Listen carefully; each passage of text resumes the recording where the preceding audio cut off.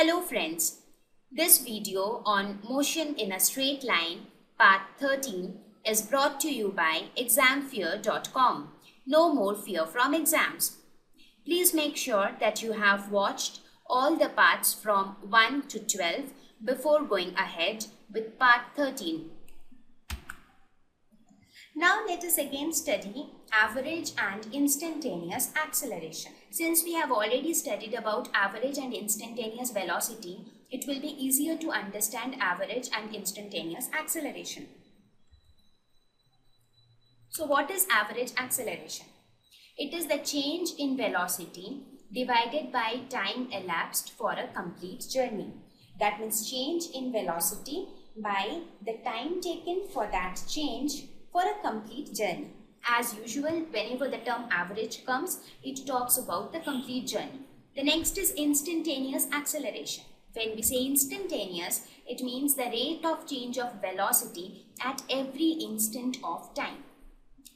Friends, please note a minute difference here.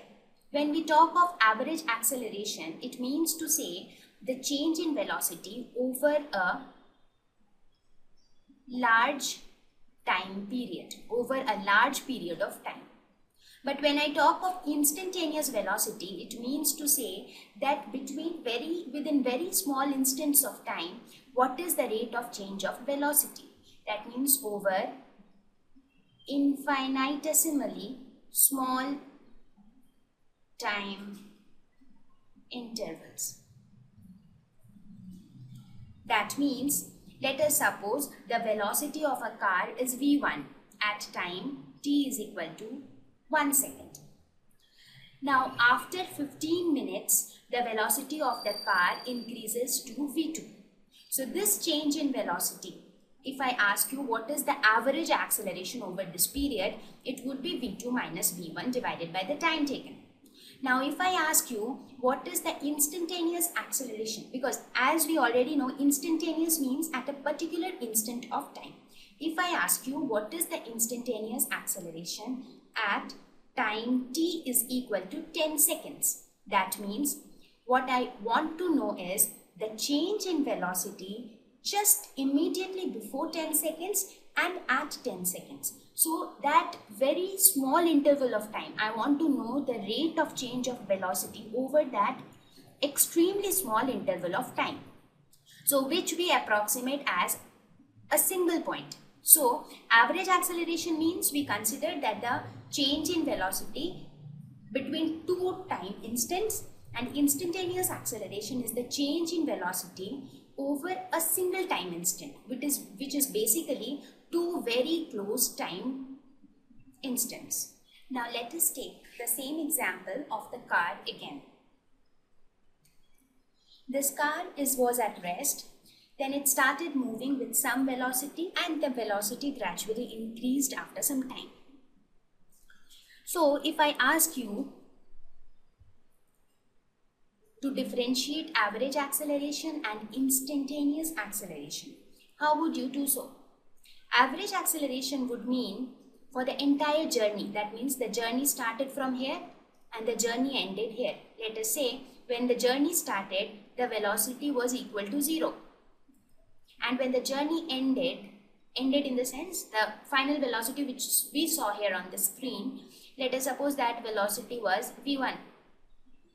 So when I say what is the average acceleration for this complete journey, so the average acceleration would be equal to the change in velocity, that is v final minus v initial, divided by delta t, that means the time taken for this change. So v final in this case is v1 and v initial in this case is equal to 0. And the time taken is, let us suppose the duration when it started was t is equal to 0. And the time instance when the final velocity was v1, let us say that time was equal to t1. So this is my t final and this is my t initial. So this delta t would be t final minus t initial.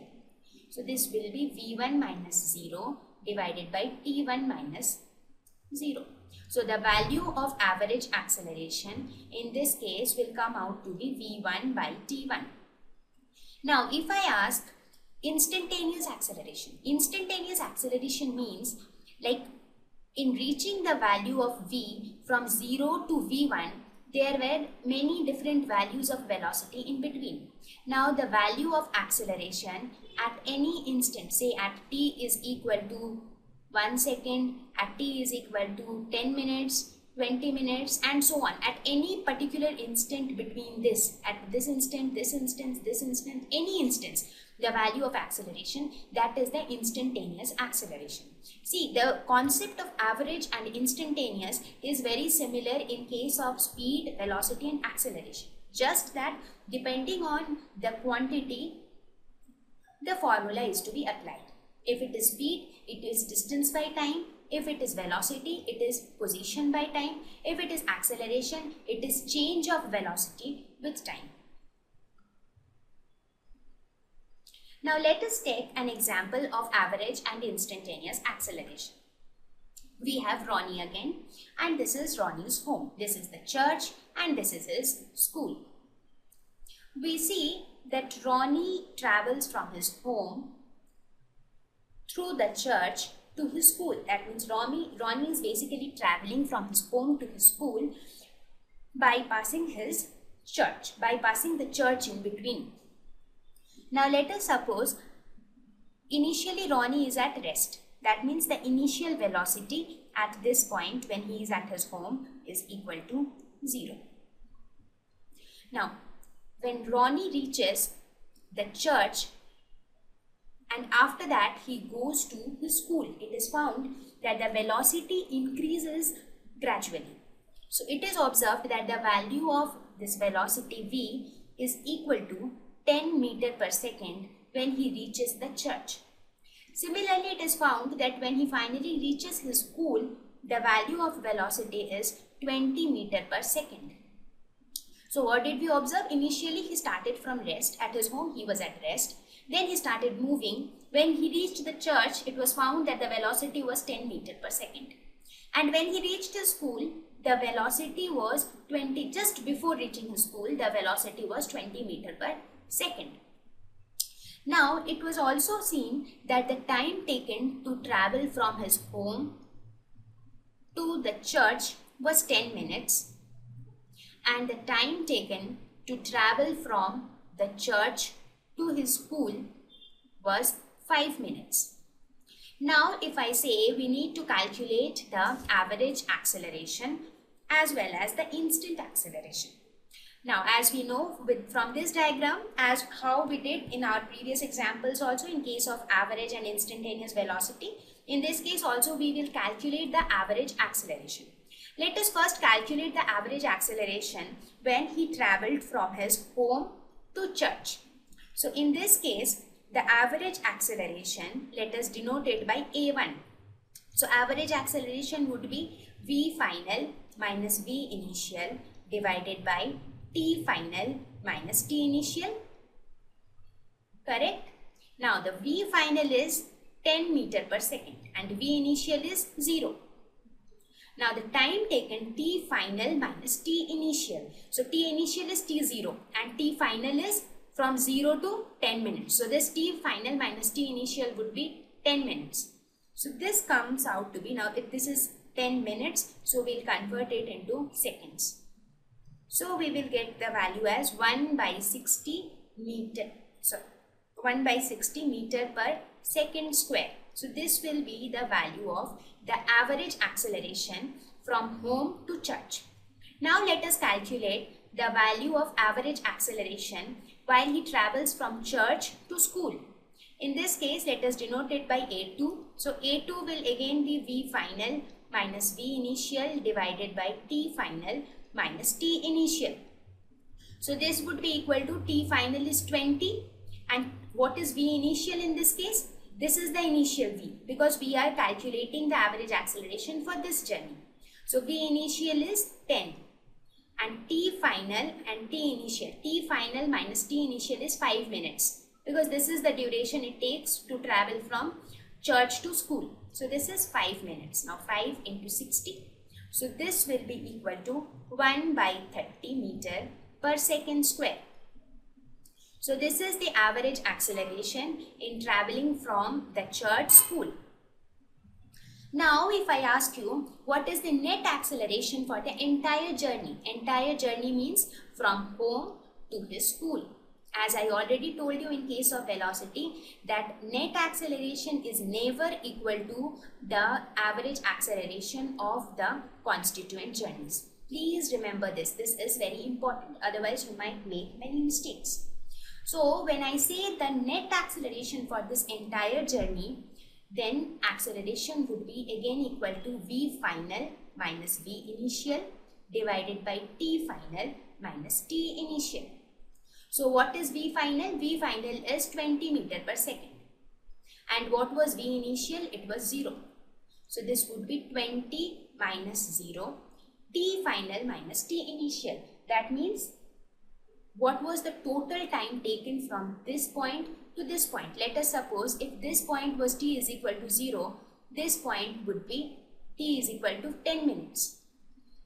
Again 5 minutes travelled from here. So on the time axis, this point would be T is equal to 15 minutes. That means T final would be 15 and T initial would be 0. So this would be 20 by 15 minutes. So this way will convert into second. So we will get it as 1 by 45 meter per second square. So this would be the average acceleration for the entire journey. So we found the average acceleration between these 2 points, again the average acceleration between these 2 points, and also the average acceleration for the entire journey. Now what about instantaneous acceleration? Instantaneous acceleration is nothing but the value of acceleration at any instant of time. Let us say the value of acceleration at t is equal to 2 minutes or t is equal to 5 minutes, 6 minutes, I mean anywhere the value of acceleration would be the instantaneous acceleration. As the name suggests, at any instant, value at any instant is instantaneous acceleration. Now to make our understanding even more clear and also to see the values of instantaneous acceleration, we will plot the graphs. So to see the values of acceleration, we will definitely plot the velocity. Thank you.